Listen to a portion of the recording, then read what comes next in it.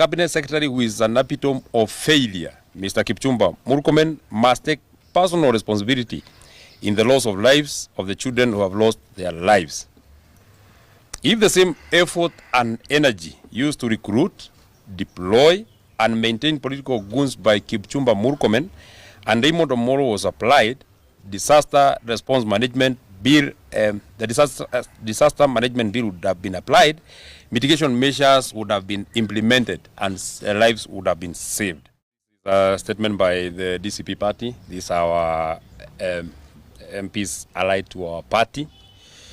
So it's a press statement on the Utumishi Academy fire tragedy issued this morning on 28th of May 2026 to the great people of Kenya.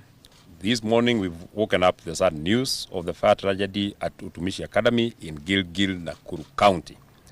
On behalf of the DCP party, on behalf of our supporters across the country and beyond, we send our heartfelt sympathies and condole with the families and parents who've lost their loved ones. We pray for speedy recovery of the injured and those in hospitals. So far, we've been informed that we have lost over 16 girls and about 79 have been injured. This is a great loss to our nation and families who have lost their loved ones. No parent should go through such pain and ordeal.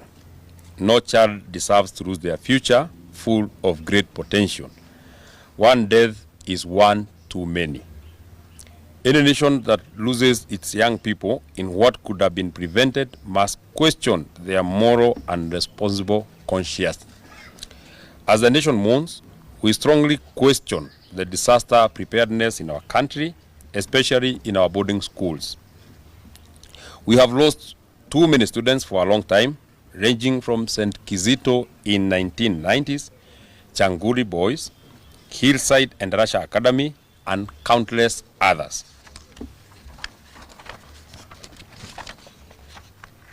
It is unfortunate that while the National Disaster Response Management Bill is stuck with the leadership of the National Assembly, our children continue to face danger in schools and Kenyans are still not spared.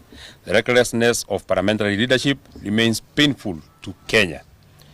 The function of disaster response is treated as an afterthought by this administration, who carelessly moved to the incompetent Cabinet Secretary for Interior, Kipchumba Murkomen, who cannot be reached while he is attending to his late-night social calendars. We are adequately aware that the Cabinet Secretary for Interior, Kipchumba Murkomen, was informed of the fire tragedy at 2 a.m. last night, but he could not marshal government machinery and drive a distance of 1.5 hours. The Cabinet Secretary is too big that he could not even drive. He chose to only fly and was waiting for the weather to clear up this morning. Our Cabinet Secretary, moving into the future, we must put Kenya in a much better space in terms of disaster preparedness, disaster management and mitigation. The question that we ask is, where is the National Disaster Response Committee, including all the key stakeholders, that was appointed in the year 2023 and put under the office of the Deputy President?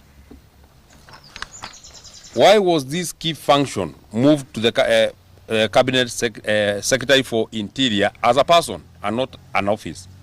What interests are there by the President in moving functions to an individual rather than state departments? What was so hard for the Cabinet Secretary of Education to move to Nakuru as compared to going to Safari Park Hotel when our girls have died in numbers? Where is empathy? Kenya deserves better.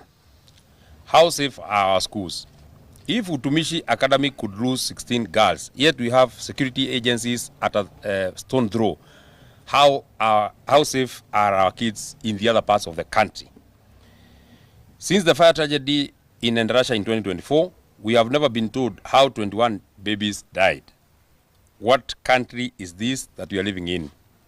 We call for the immediate censure of the Cabinet Secretary for Education and the resignation of the Cabinet Secretary for Interior, Kipchumba Murkomen, for the deaths of our children at Utumishi Academy. That is our statement for this morning, and we actually want to leave it at that.